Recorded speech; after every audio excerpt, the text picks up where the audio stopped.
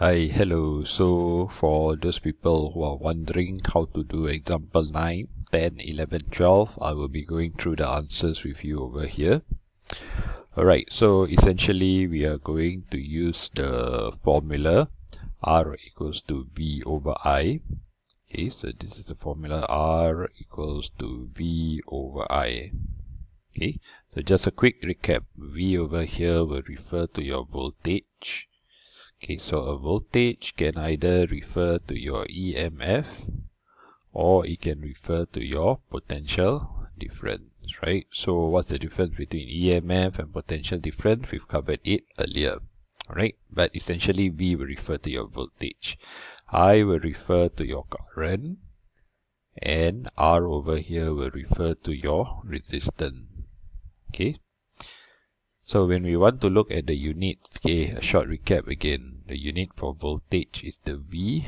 The unit for the current is the A, which stands for ampere, and the unit for your resistance is the ohm, okay, given by the Greek symbol of omega.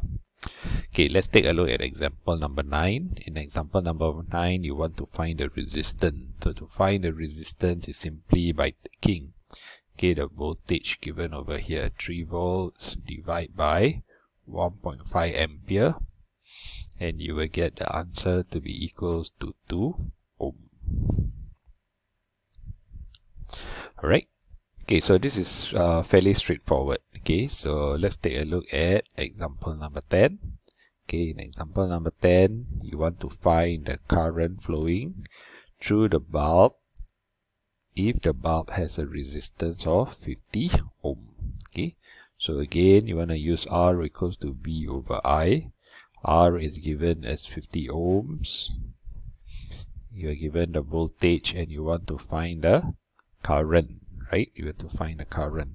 Okay, so do we know the voltage?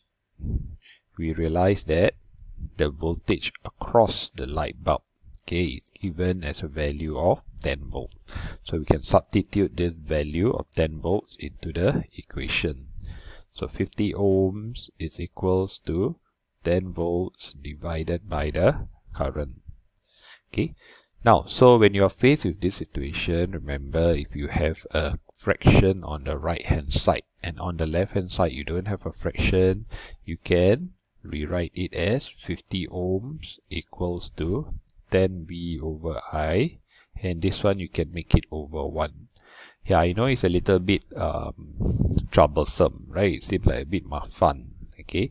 But when you do it systematically like this, the advantage is, number one, if let's say, for example, your calculation, you make mistakes, at least you will get marks for writing out this, alright? And then, over and on top of that, when you go and write it systematically like this, what it means is that it allows you to make less careless mistake, right? Because from here, you can do your cross multiply. So you will get 50 times I is equals to 10. So if you want to get I, this will be 10 divided by 50. And you will get your answer to be equals to 0.2 ampere. Alright. Okay, so now let's take a look at example number 11. Okay, in example number 11, you have a potential difference of 240 volts. Drives a current of 8 ampere through the coil, right? Okay, so you're already given, the voltage, right? So the voltage given to you is 240 volts. The current passing through the coil is actually a value of 8 ampere. Okay, so if you want to find A, the resistance of the coil, R equals to V over I. Let's substitute the voltage with 240 volts. Let's substitute the current with 8 ampere, and you will get a value of 30 ohms. Okay, now in part B, now you want to find a new current flowing if the potential difference is changed to 220 volts, right?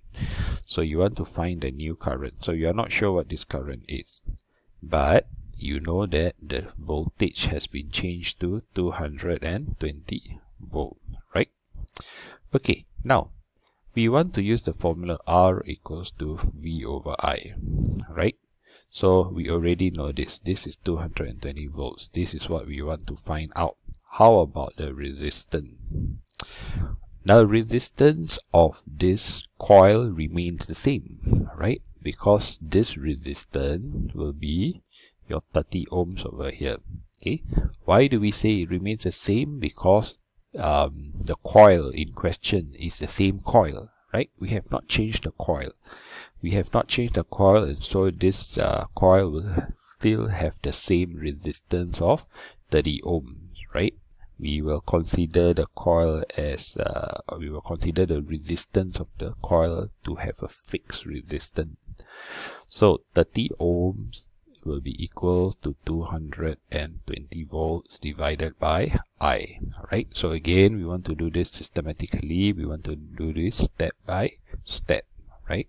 So put this as over 1 and then do your cross multiply.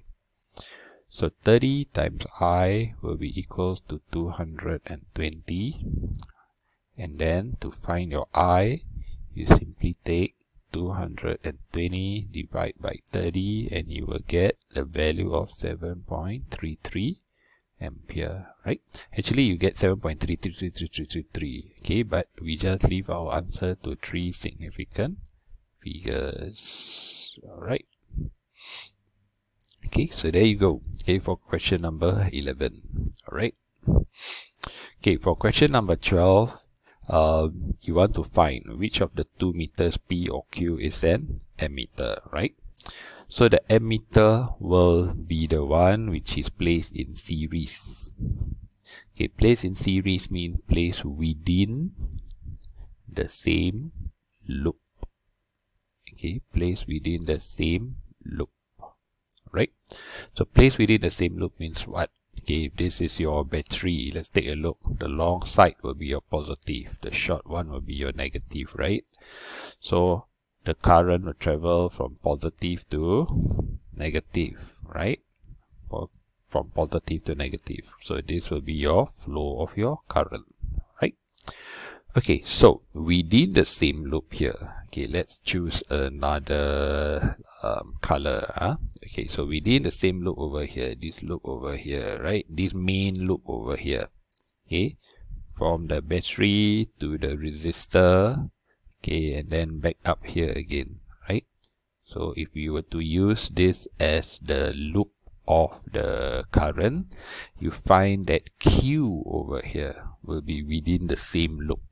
Okay, so we will say that Q is actually your ammeter, right? Okay, then what about P? You realize that P is placed in parallel to X, right? So when we talk about the voltmeter, remember when we talk about the voltmeter is placed in parallel to the component in the circuit. Okay, placed in parallel to component in the circuit. Okay, component in the circuit. Okay, so when you say place in parallel, essentially what you're trying to say is you're trying to say that you're placing it opposite. Okay, you're placing it opposite. So how to place it opposite? There's a few ways, right? You see that if I were to actually place a voltmeter like that, this is opposite to your circuit, or opposite to your resistor over here, right? Placing it at the bottom is also opposite, but placing it at the top over here, like where P is, this is also placing it opposite, right? You're placing this opposite to your X over here. Okay, so your P over here is essentially your voltmeter. Okay, so which two meters P or Q is an ammeter? We go back to question number A. So it's actually your Q is actually your ammeter, right? The question doesn't ask for Q, but if it does, sorry, the question doesn't ask for P, but if it does ask for P, you know that the answer will be your voltmeter. Okay, now which of the two meters has a higher resistance? Okay, to answer that question, we have to take a look first. Which one will give you a lower resistance, right? So between P and Q, Q is the ammeter. Ammeter is to measure current, right? So ammeter must be very low in resistance. Okay, very low in resistance. Why does the ammeter is very low in resistance? Is because the job of the ammeter is to allow the current to pass through it and for it to measure the current. So you want the ammeter to have as little resistance as possible, because the job is to measure the current, what? Right? The job of the ammeter is to measure the current. So if the ammeter got very high resistance, then that will reduce the current in the circuit, which is not what you want. You want to measure the current. Okay, you want to measure the current, so the ammeter must have very low resistance. So it has very low resistance to allow the current to pass through, and then it will measure the current, right? Very low in resistance to allow the current to pass through, so that the ammeter can accurately measure the current. Okay, so which one will have a higher resistance? Therefore your P, which is your voltmeter, will have a higher resistance, right? So voltmeter will have a higher resistance. Okay, and then for part C, okay, if the ammeter reads 1 ampere and the voltmeter reads 2 volt, what is the resistance of X? Okay, again it comes back to the formula R equals to V over I. Okay, the voltage will be 2 volts, the current will be 1 ampere, and you will get the value to be 2 ohms, right? So I'm gonna put it all there. Okay, I'm gonna put it all there. Okay, so that is easy for you to see for this question. Okay, for question number 12, right? For question number 12. Alright, okay, so there you go.